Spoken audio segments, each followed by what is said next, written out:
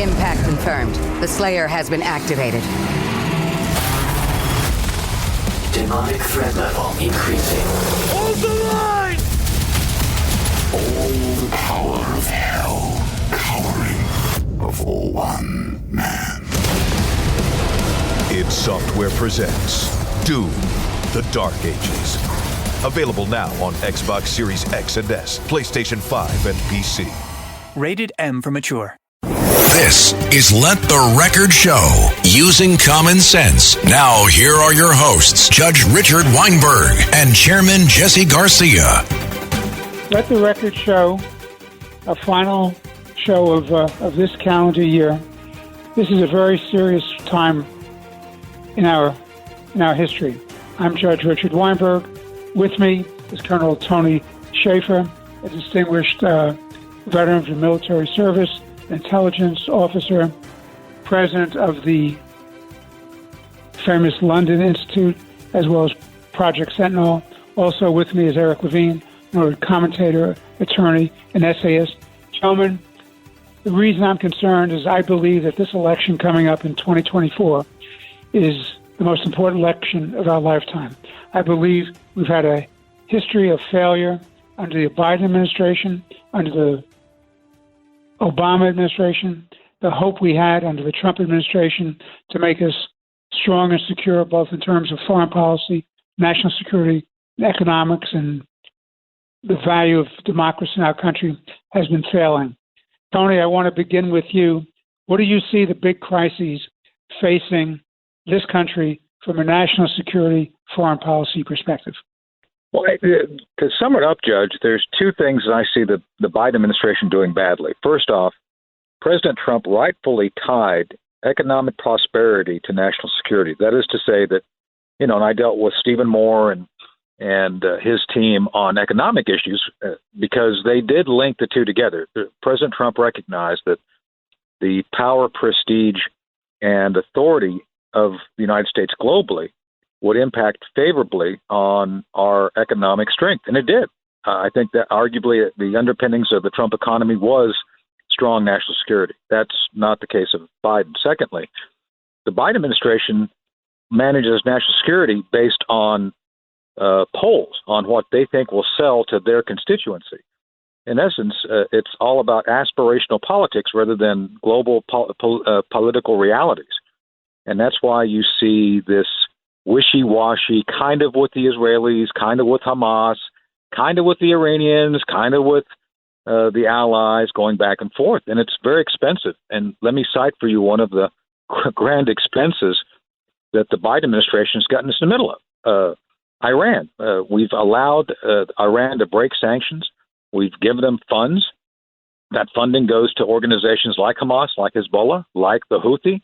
And lo and behold, then we have to put together an operation called Secure Prosperity, which, by the way, France, Spain, and another EU countries dropped out of because they don't trust Biden. We're paying for both sides of the conflict. Think about that. So I don't know, Judge, how us kind of paying the freight for both sides of a conflict, which actually jeopardizes 12% of the global commerce, which travels to the Red Sea, where the Houthis are attacking that, how that's in anybody's interest who actually wants global stability. So it's this mismanagement of the basic fundamentals of national security, which I think we all have to be very cognizant of because it is going to impact on our commerce. We haven't felt the full effects of it from the current round of conflict, but ultimately the economy is not stable. I think we're looking at some very severe numbers coming up next year. And I don't necessarily think Biden either understands or is able to comprehend the need to kind of get national security back on track to help the economics of it. So I think those are the two fundamental things I think the Biden administration either do not understand or do not care to understand. Eric, what do you think? As we I think there are 2024. I think there are two tremendous threats, one foreign, one domestic, both integral to our national security. On the foreign policy, I think Joe Biden at least can articulate the idea that there's a linkage between Taiwan, Ukraine, and Israel. And that linkage is that not since the 1930s has the United States faced such a grave threat of an axis like it was with Germany, Japan, and Italy. Today, that axis of evil is China, Russia, and Iran. So while Biden says things that from time to time indicate he understands that there's a connection, his administration has failed utterly and completely to be able to deal with it, starting with the catastrophic surrender in Afghanistan, as Tony was pointing out, the unforgivable appeasement of Iran, a complete inability to competently stand up to Russia, and as China is ascended, the United States is in retreat. So, as Churchill told Chamberlain when he came back from Munich in 1938, you had a choice between dishonor and war. You chose dishonor. Now you will have war. So that's exactly what we're facing with the Biden administration, particularly as we look at what's going on in Israel. I think, again, they've said the right things. There was moral clarity. The act, October 7th, was an act of pure evil. Biden did say that. He did dispatch 2 carrier Air Force groups, one to the Mediterranean, one to the Red Sea. But I don't think anybody takes seriously that they're there. There have been 107 attacks on American servicemen and women in Syria and Iraq by Iranian proxies since October 7th. And other than bombing a jihadi there or an empty warehouse here, we're not doing anything materially. Tony pointed out the commercial shipping from the Houthis, who used to be on the, something out of Star Wars, used to be on the, the American, it used to be a recognized terrorist organization. Biden removes them as part of his appeasement of Iran, removes them from the terrorist list. And what does that do? That emboldens them. And the explanation we constantly hear from the Biden administration, whether it's in Israel, whether it's Ukraine or Taiwan, we don't want to escalate. We don't want to escalate. So what does that do? It guarantees escalation because we are incapable, or we are capable, we are unwilling to affirmatively go on the offensive. The perfect example is the commercial shipping. We cannot keep an American Navy task force in the Red Sea indefinitely. At some point, we're going to have to tell Iran, who controls the Houthis, who controls Hezbollah, who controls Hamas, cut it out. And if they don't, whether it's through economic sanctions, whether it's through cyber attacks, or whether it's a ballistic missile that's strategically placed to destroy a drone factory, those are the things we have to do. We just can't stay there indefinitely because while we're in the Red Sea, we're not in the South China Sea defending Taiwan or threatening China. So we guarantee escalation when we are so worried about having escalation. So that's it on the and to Tony's point about Trump, we have to be careful here. Donald Trump never articulated a vision that he sees a connection between China, Russia, and Israel. Maybe he does. China, Russia, and Iran. Maybe he does, but he has not articulated it. But that's the axis that we're facing. And, things like Trump sees China a threat. The way to deal with China is if they buy more soybeans from us than we buy from them, we win. But that's not the threat that China poses. China is not an economic competitor. China is an enemy. It's a military enemy. It wants to replace the United States as the preeminent power in the world. Trump has made noises of withdrawing from NATO. If we withdraw from NATO, the Earth doesn't just go off its axis. It goes out of its orbit. That would be a tragic mistake. Nikki Haley, the only other person who is currently running for president that has a chance to win, she is the only person that has both articulated the vision of the connection between China, Russia, and Iran, and a strategy to deal with them from the Reagan perspective of peace through strength and the necessity of a credible threat of using American force to make sure people bend to our will. That's the foreign policy piece. The other piece, the domestic piece, is education. Well, let's hold that. Let's hold that. Let me jump back. This is my view. I agree with both you gentlemen that we have an axis of evil that must be confronted, and it clearly involves China and Iran and Russia. And I believe that this administration, the Biden administration, fails to see that connection. It looks at each of these pieces as separate and distinct, but what they all have in common is gutlessness and appeasement. That's what they have in common. So, for example, you take Iran. There's no reason that we should be giving them any money or releasing sanctions. There's no reason that we shouldn't be confronting them when they have their proxies attacking our bases, our ships, and international merchant marine commerce, that we don't make them pay a price because they are the grand puppeteer. Russia to me is a very, very big problem. The problem with Russia, all due respect to Obama, who during the presidential debate against Governor Romney made a point that the Cold War is over. That was naive. That was simplistic. It was not over. Obama is either the most calculating guy in the world and was achieving his agenda, or is one of the biggest fools in the world because Russia's just been waiting to recapture their empire. And if Ukraine falls, the other dominoes will fall in that area. Israel, if Israel is not successful, what you're going to have is you're going to have the Mideast taken over by Iran. All of these things, in my humble opinion, they all work together, and this administration does not see that unity of interest that they have, and we don't have a unity of strategy. Tony, what do you say? Well, it's all linked, as you point out, Judge. I mean, that's what we've been, I think, in our own unique views, been able to kind of put a tapestry together. And, yeah, if we wanted to be effective to start pushing back, look, I would hit drone factories which are producing drones in Iran for the Russians. I would make sure that the shipping that goes from Iran to China to benefit the Chinese economy is somehow stifled or stopped. I would somehow make sure that the money that we send over stops that benefits Iran, which, by the way, goes to North Korea. So these things are all linked, and yet we have people in the White House who are uniquely suited to pretend that we are in a chess game instead of a checker game, and that's what fundamentally why we have a problem. Well, I mean, we're in a chess game, and not in a checker game, and we don't even know how to set up the board. Right. So I think the fundamental problem is that Iran and Russia and China are at war with us. Right. But we're not at war with anyone else. We are back on our heels. We are in surrender and appeasement mode, and we are losing. The American-led world order is in danger. This administration is incapable of dealing with it.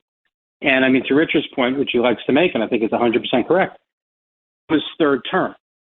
Joe Biden has surrounded himself with Obama acolytes, and they have reinstituted the Obama foreign policy, which articulated in a single sentence when he was asked, "Do you believe in American exceptionalism?"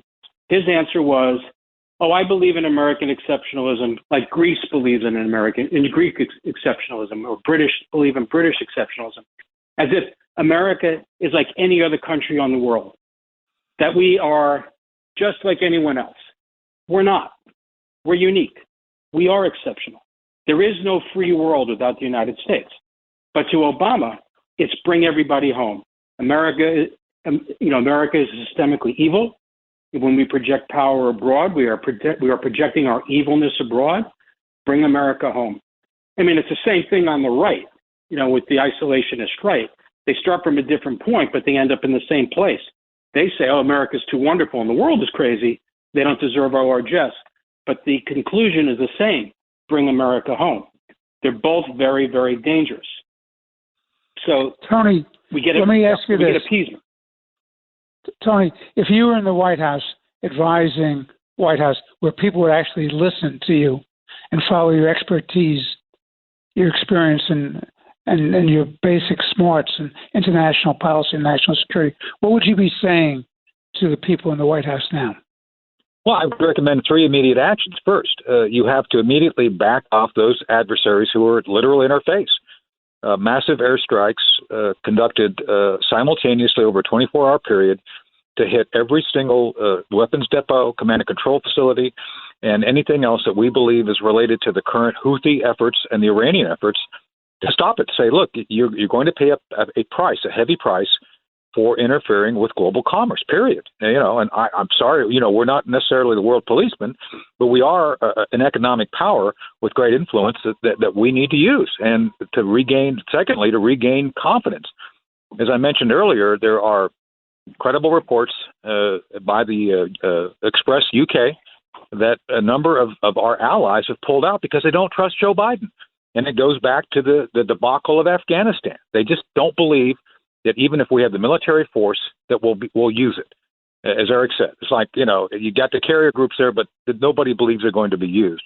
So you restore confidence in our allies that we are going to follow through with our word. And third, and most importantly, we have to reestablish some idea of a global strategy. One of the things I recommended when I was advising Joe Dunford, Chairman the Joint Chiefs, Joe Dunford, back under the Obama administration, as a matter of fact, was a need for a grand strategy. We have tremendous economic, political, cultural, and military strength that is untapped, unfocused. And it's unfocused because of the remnants of the Obama folks who stayed behind in the Trump administration and now have reemerged strongly. So essentially, you're going to have to go through, Richard, and figure out those who are going to be unwilling to fulfill the linking in a structured and effective way to show, American strength to reestablish some level of I don't even think it's American. It's about how we've established a global system of commerce that works for everybody. And so the idea here to reestablish something that benefits the world is something I think everybody should get behind, no matter who you are. And that's those are the three things I would do. I agree. This is Let the Record Show. I'm Judge Richard Weinberg. With me is distinguished attorney, commentator, and essayist Eric Levine and Colonel Tony Shaffer, an expert on national security, foreign policy, military intelligence. We'll be right back. Please stay tuned. We're taking a short break. This episode is brought to you by Principles. Ray Dalio, legendary investor and New York Times best-selling author, wants to pass along his understanding of how countries go broke, because he believes the U.S. budget and debt situation needs to be addressed. To give you that knowledge, he has put the draft of his book, How Countries Go Broke, The Big Cycle, online for free. It's available now at economicprinciples.org. This episode is brought to you by Factor. Optimize your nutrition this year with Factor, America's #1 ready-to-eat meal service. Factor's fresh, never frozen meals are dietitian approved, ready to eat in just 2 minutes. Choose from 40 weekly options across 8 dietary preferences like Calorie Smart, Protein Plus, and Keto. Eat smarter at factormeals.com/listen50 and use code listen50 for 50% off plus free shipping on your first box. Factormeals.com/listen50, code listen50. T's and C's apply. Hey besties, listen up. I have a secret to tell you. LinkedIn now has improved the job search experience for nurses. Search by your specialty, the shifts you want to work, and the salary that you want to make. With so many employers hiring on LinkedIn, finding the perfect job is even more simplified. So don't spend months searching. Go to linkedin.com/nurses and find out why in the past year, more than 1.5 million nurses have used LinkedIn to search for their next role. That's linkedin.com/nurses. This episode is brought to you by Hulu, presenting Paradise. Paradise is Hulu's critically acclaimed addictive drama series, starring Sterling K. Brown, Julianne Nicholson, and James Marsden. The Daily Beast calls Paradise your next TV obsession, and the New York Times says it's exhilarating in all the right ways. Paradise is for your Emmy consideration in all categories, including Outstanding Drama Series. For more information, visit fyc.hulu.com. This is Let the Record Show. Now, here are your hosts, Judge Richard Weinberg and Suffolk County Republican Committee Chairman Jesse Garcia. We're back. This is Let the Record Show. I'm Judge Richard Weinberg with Tony Shaffer, Colonel Tony Shaffer, and Eric Levine. Gentlemen, I want to ask you this question. When we were talking the first segment, we were talking about the lack of coordinated strategy. In fact, a lack, it seems to me, of a coordinated vision of what the problem we have is. We look at this as disparate individual matters, and we're playing a game that at best would be called checkers, certainly not chess. And I'm not even sure we've set up a checkers board yet to deal with this. But it seems to me that the two immediate crises that we have Ukraine and we have Israel. And it seems to me that the Biden administration has made the mistake of not realizing that these are defensive wars that are protecting Western civilization. Tony, I want to get your thoughts on both the Ukraine and on Israel, please. So let's start with Israel, because I think it's the most apparent that victory is going to be achieved by the Israelis. Netanyahu has said that he intends to basically take the same steps we did, the United States did at the end of World War II, to denazify Germany. Basically, the United States made a policy decision after the victory to go into Germany to make sure that the Nazi Party was destroyed, ended. Netanyahu said he wants to do the same thing. And, of course, he's getting pushback from a number of folks saying that's extreme. Well, I don't think it's extreme. It's a statement of policy, which I think is very clear. So I think the Israelis, even without additional support from us, are going to prevail. And I think the best thing the Biden administration could do for them is just let them win. Ukraine's a bit more problematic by the fact that despite the money we've sent, despite the weapons we've sent, we've also sent some very bad advice. And that advice has come from people like Victoria Nuland, who's not a strategist, from Dave Petraeus and Ben Hodges, who I think have sold themselves out to say what is convenient to the Biden administration and not give proper and appropriate advice. I'm not against the idea of helping Ukraine. I'm against the idea of sending aid uselessly over there to see it wasted. And we're at a point now where they're talking about another 500,000 man call-up by the Ukrainians, because to date, the offensive has not had any positive effect. So we have to rethink, and I understand both sides on this. We have to rethink the strategy and come up with a way of actually helping the Ukrainians, not virtue signaling and sending them money and hoping for the best. Hope is not a strategy. I've been through a lot of military schools, and I've taught college classes at the War College, Judge. Hope is not in any manual of any strategy book that I've ever used to teach from. So we have to get our act together for Ukraine if we're going to be effective. Eric, your thoughts? Israel. There are two options. There are two outcomes in Israel. Hamas is destroyed, or Hamas is not destroyed. If Hamas is destroyed, Israel wins, and the United States win, and the West wins. Tony's absolutely right. If Hamas is not destroyed, if Hamas is allowed to survive, if Hamas is allowed to be part of a future governing coalition in Gaza, if it is not denazified, as Tony correctly points out, Israel loses. The United States loses. The West loses. Iran wins. Russia wins. China wins. Because if Hamas survives, Saudi Arabia will not enter the Abraham Accords, because they will know that Iran has won, and they will look to make an accommodation with Iran.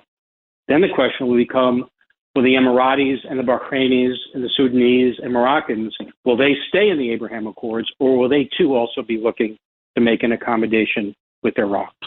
And if Iran wins, that empowers Russia, and that empowers China.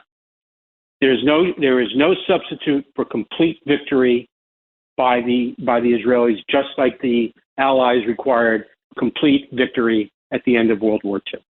And the Israelis are doing exactly right.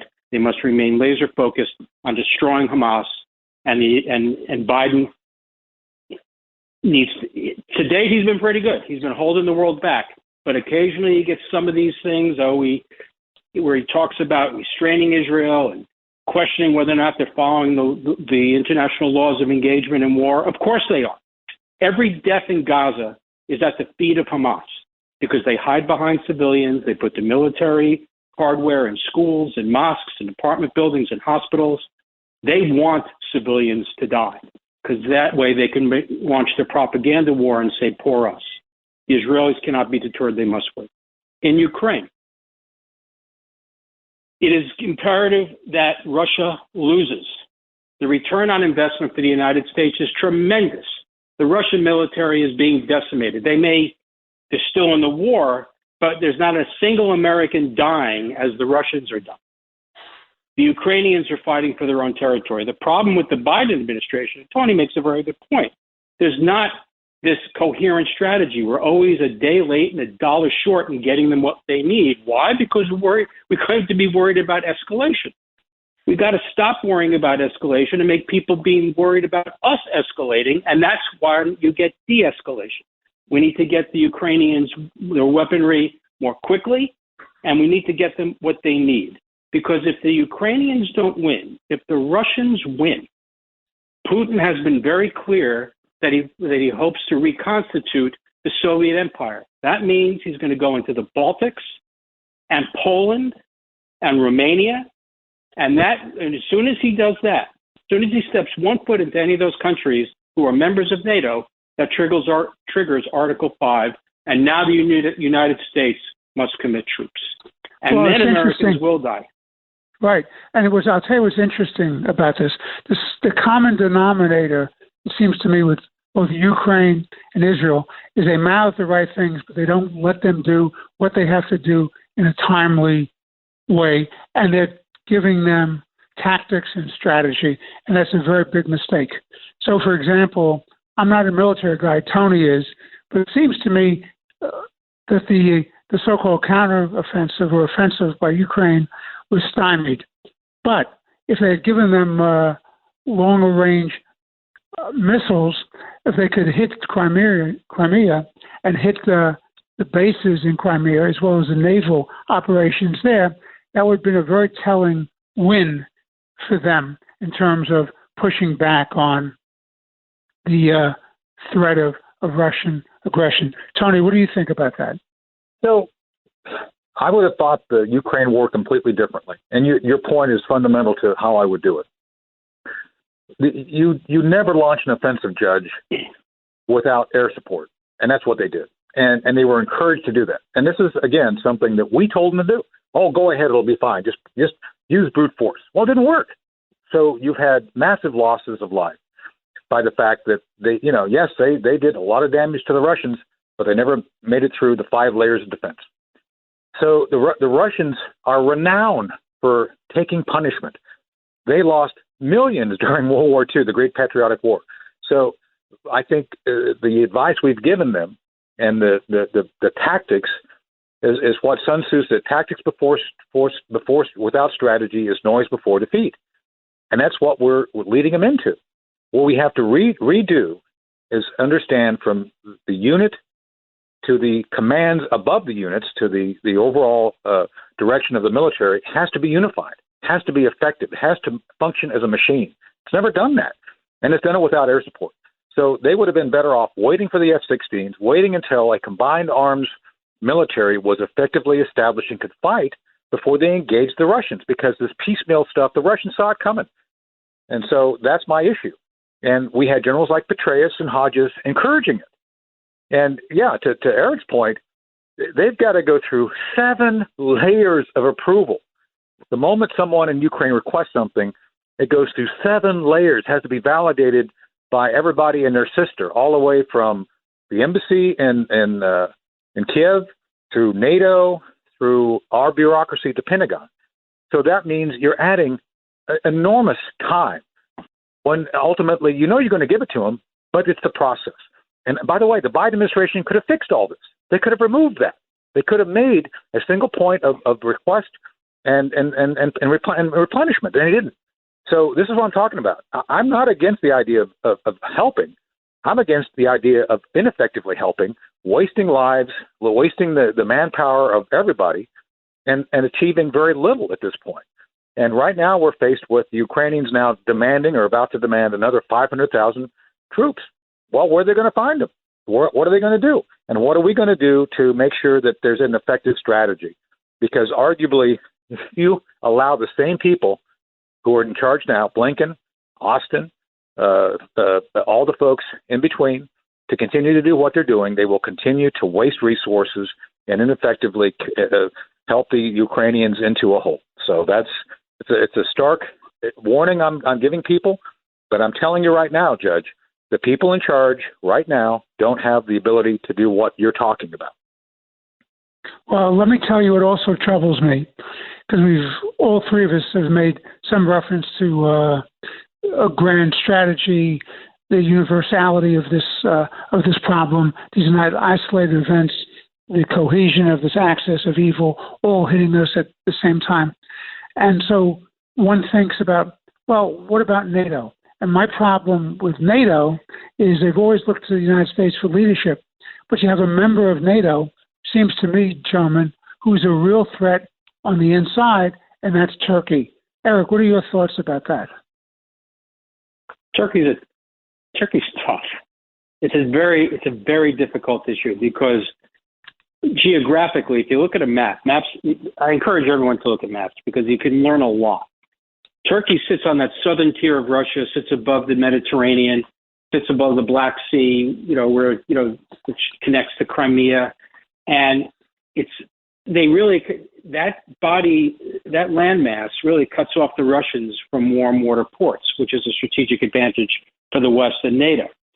So from that perspective, it's really critical to keep Turkey in NATO. But then you have Erdogan, who's an Islamist. I mean, modern Turkey was founded by Ataturk. And, he moved away from the Ottoman Empire, focused on Turkey, and tried to westernize it.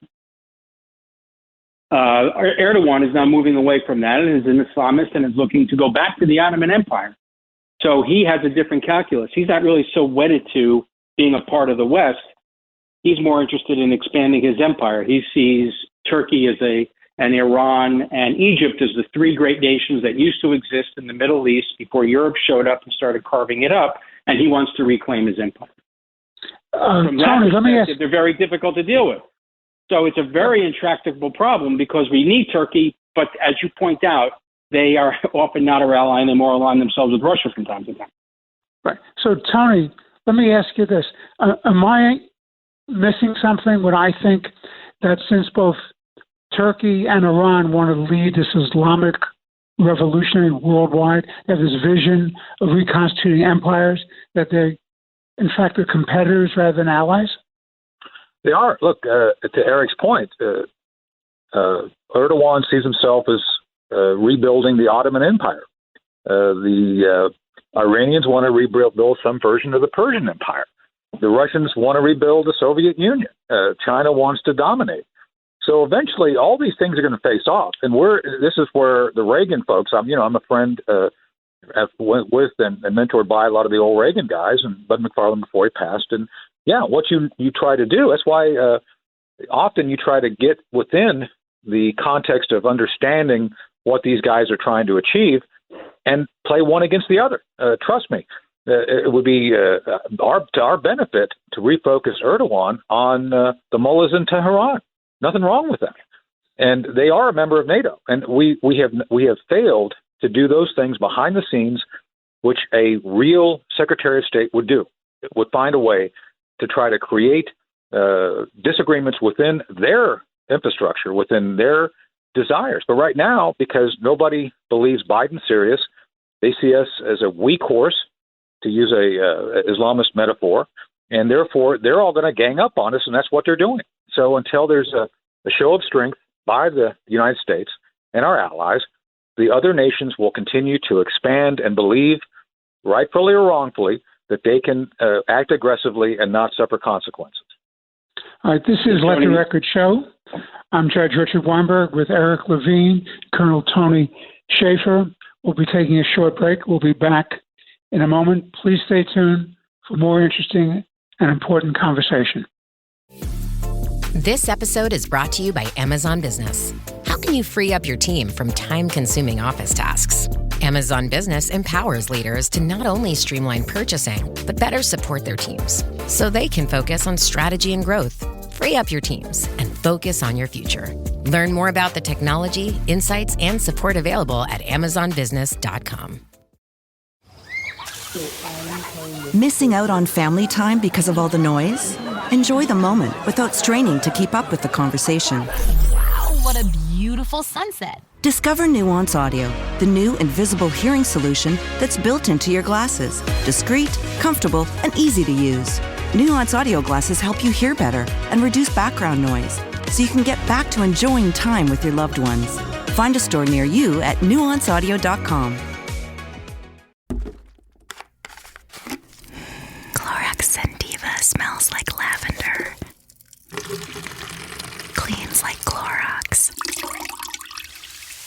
feels like.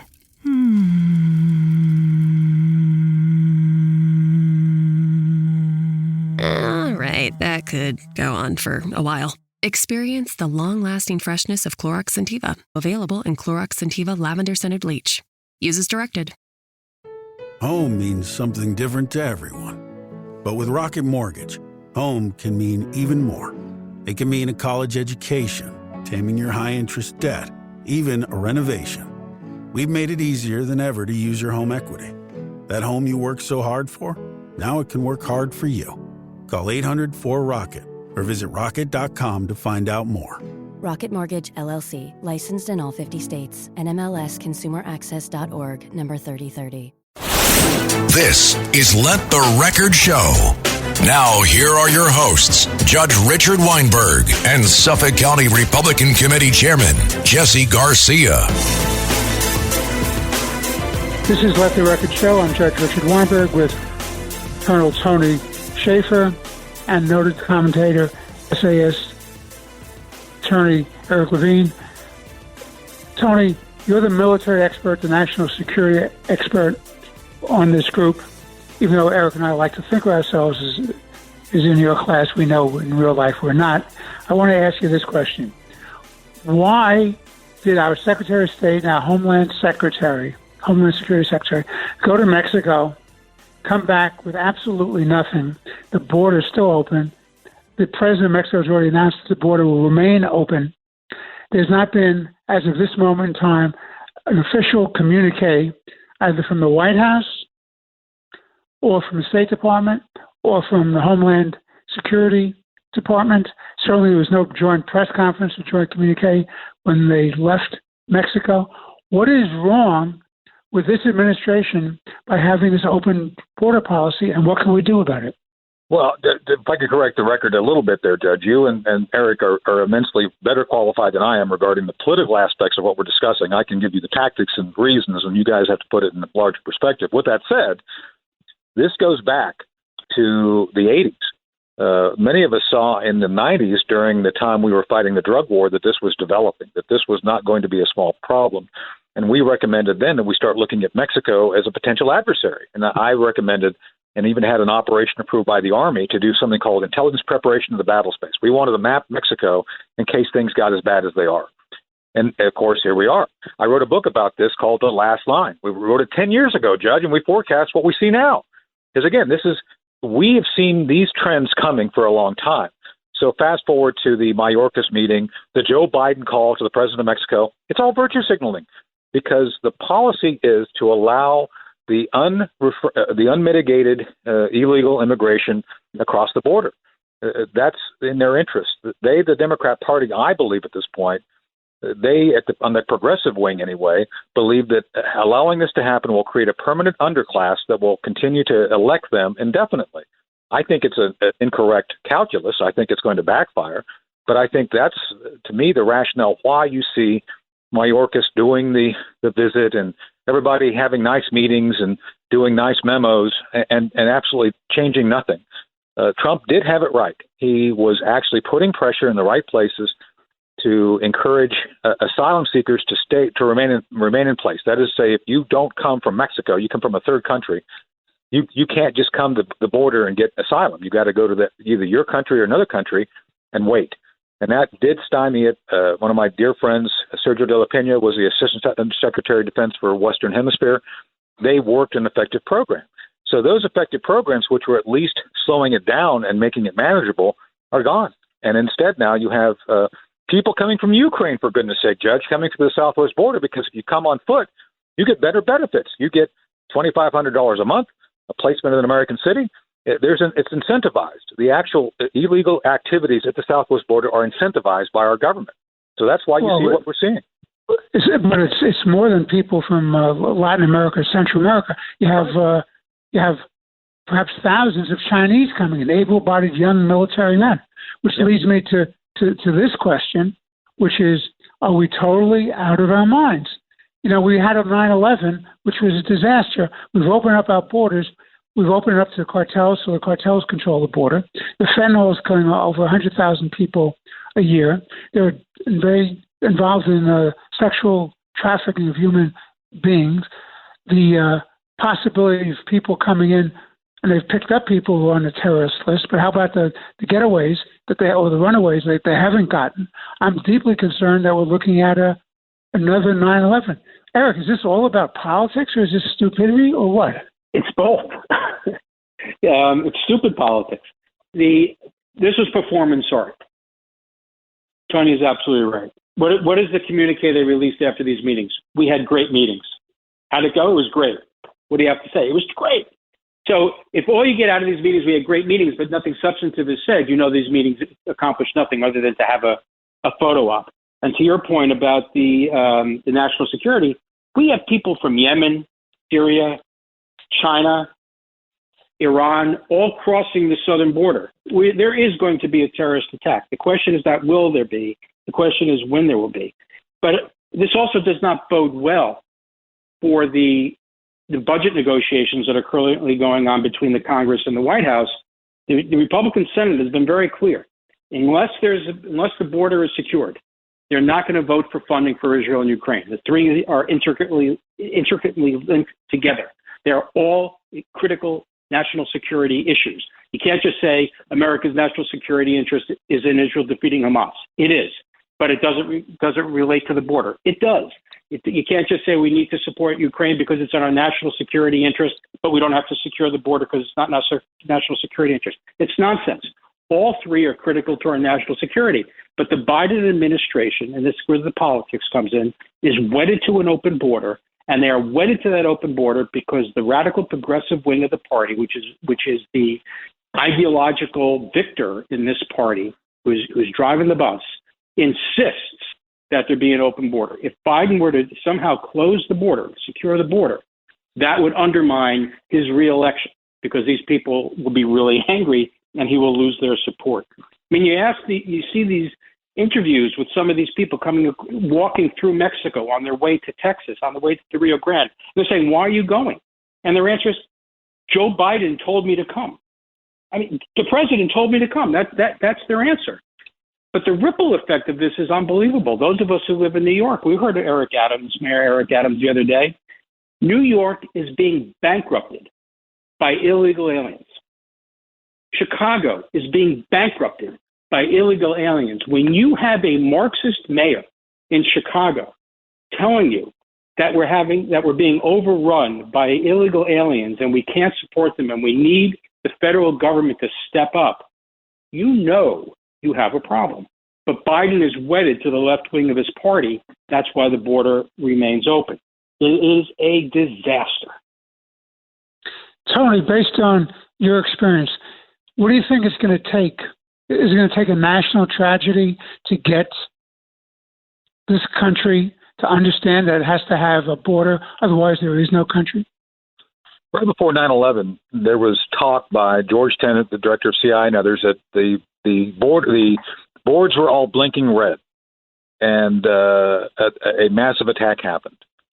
Now we have Christopher Wray, the director of the FBI, making similar predictions, using very similar, if not the same language, that all the indicators are blinking red.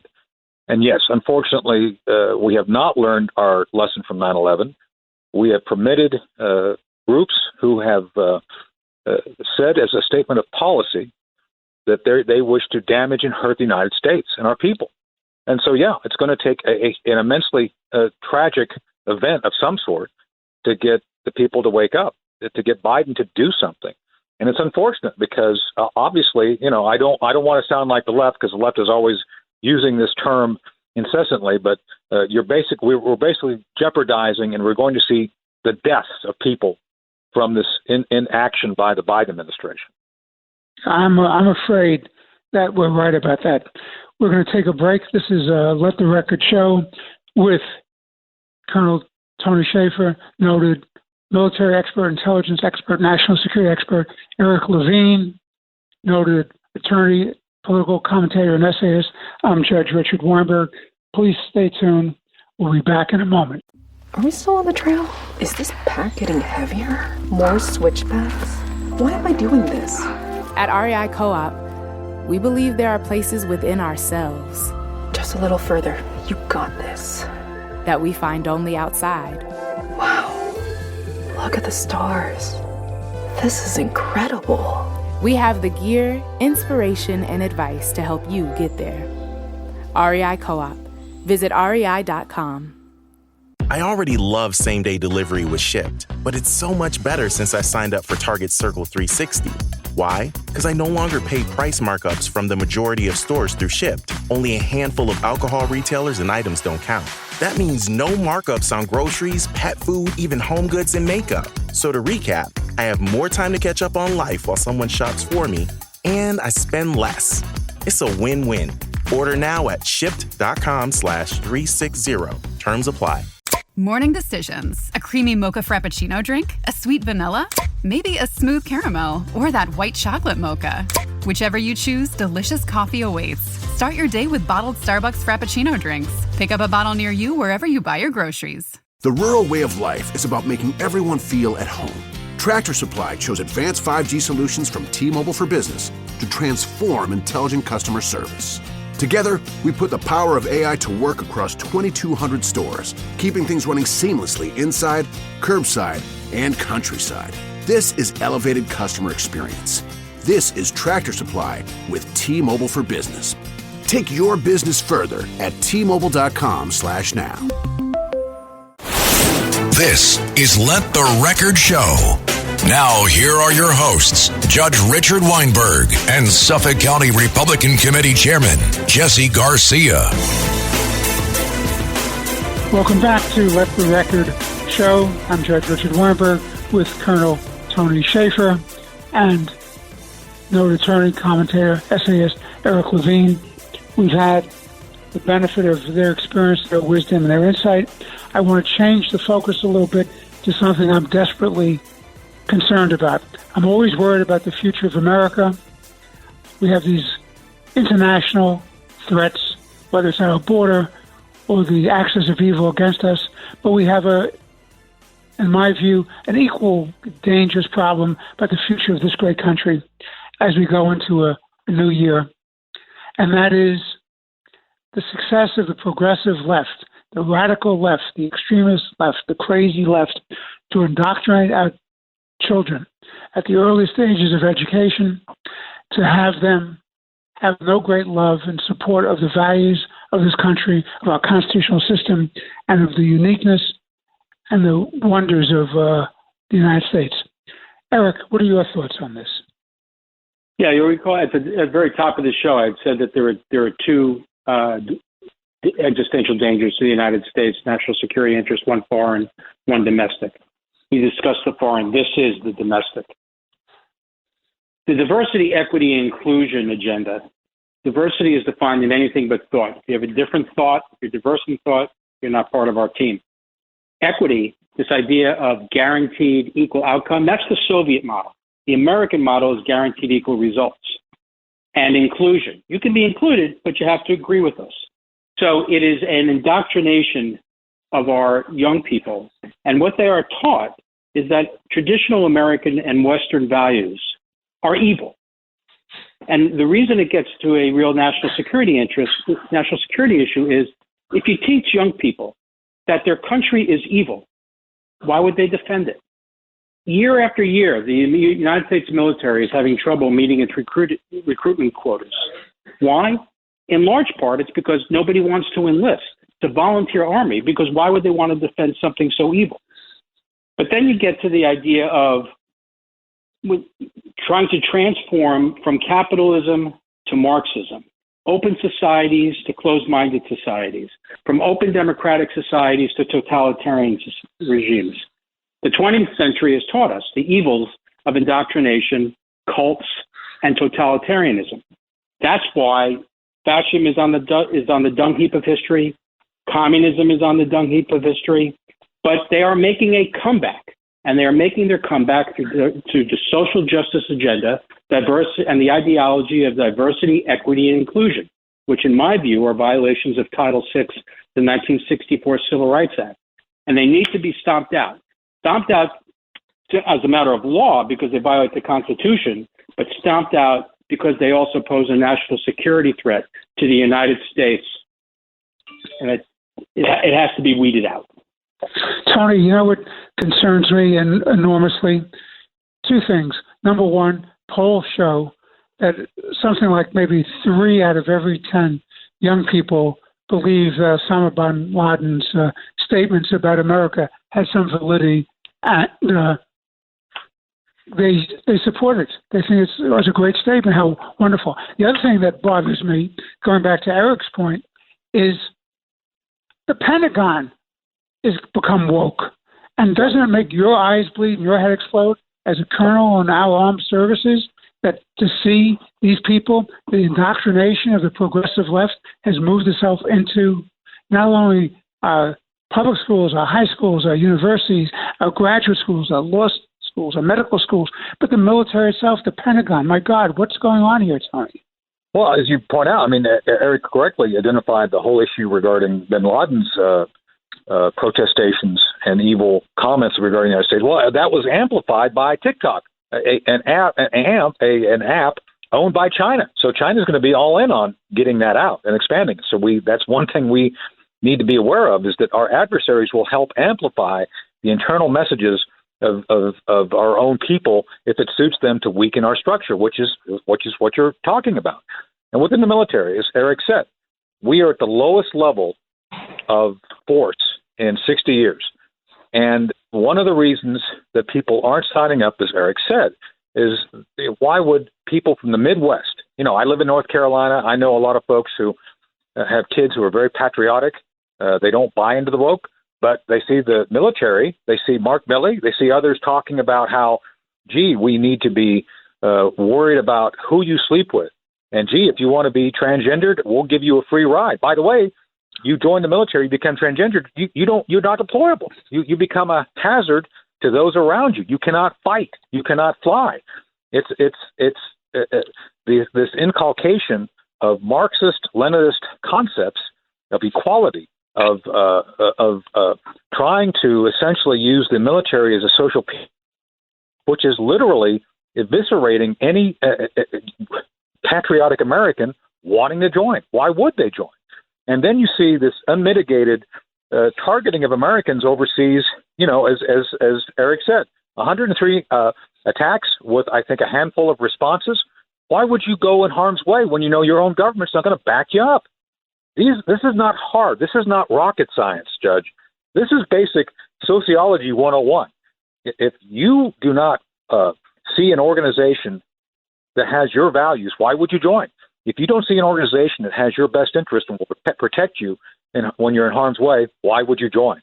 And a lot of people ask those questions, and the answers they come up with make them vote with their own lives and not sign up. Well, this is another problem. So you have this class of progressives who have an agenda to weaken and change America in their own image. But you have a lot of Americans who give money to these organizations for these progressive left-wing agendas and ideological indoctrination. But you also have, it seems to me, a lot of foreign money coming in, funding the universities. And that's coming from all over the world. It's coming from our enemies. We're allowing China and Mideastern funds to come in and to have relationships with our academics. So what they're doing is they're setting up shares and funding institutes and foundations that support this kind of left-wing indoctrination. What say you, Eric?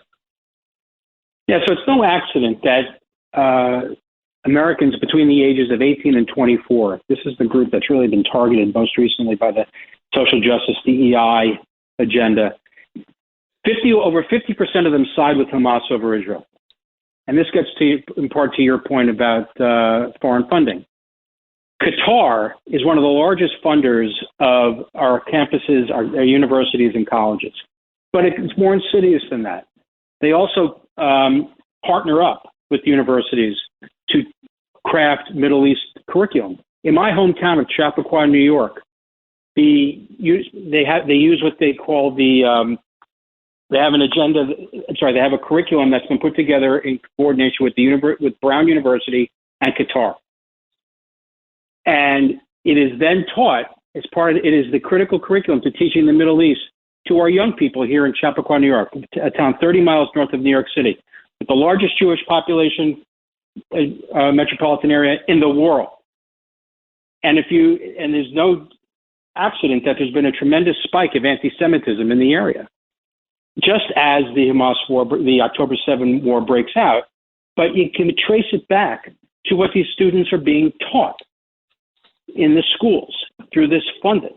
And we see it on the college campuses. When you have university presidents like Claudine Gay of Harvard, unable to answer the question, is it a violation of Harvard's code of conduct to advocate for the genocide of the Jews on campus? And she cannot answer that question. Yes, you know that there's a problem. But that is what we get through diversity, equity, and inclusion. She is in her position because the Harvard Corporation, who hires the president, was viewing everything through the lens of race and gender. That's all that matters. Whether you write, whether your PhD is plagiarized or not is irrelevant. Whether your other publications are plagiarized or not are irrelevant. Is, are you black? Are you a woman? Intersectionality. Perfect. You can now lead us. You are now our president. That's the reason why they won't fire her, as opposed to the President McGill of the University of Pennsylvania, who was fired or was forced to resign. She's still a tenured professor in their law school. But the University of Pennsylvania has a much larger Jewish population. And they had other pressures on them. That's correct. But right. So I have to sign off with you, gentlemen. Sure. Go ahead, Eric. Finish your thought. Oh, I was just going to finish the thought. So they can't fire her because to fire her is to admit that the social justice and there's a flaw in diversity, equity, and inclusion in social justice, and they can't admit error. So I anticipate that President Gay is going to be there for the foreseeable future, leading Harvard into the next decade. Gentlemen, Colonel Schaefer, Eric Levine, I want to thank you for a very compelling and important show. It's very troubling to me, indeed, that we have to begin the new year with all these burdens ahead of us. But it seems to me if we're going to realistically and effectively confront the problems and the crises that face America in the future, we have to have an honest conversation about this to work out the approach that will defend and protect Western civilization. On behalf of Chairman Jesse Garcia, the Republican Party, on behalf of Colonel Tony Schaefer, on behalf of Eric Levine, this is Judge Richard Weinberg, thanking our esteemed guests and wishing all of you a very safe, healthy, and happy New Year. And God willing, this country will be alive and strong in the next year. God bless you and God bless America. Thank you. At Arizona State University, we're bringing world-class education from our globally acclaimed faculty to you. Ranked #1 in innovation for 10 consecutive years and #2 among public universities for employability, ASU isn't just ahead of the curve, it's creating new paths to success. Earn your degree from the nation's most innovative university. Online, that's a degree better. Explore more than 300 undergraduate, graduate, and certificate programs at asuonline.asu.edu.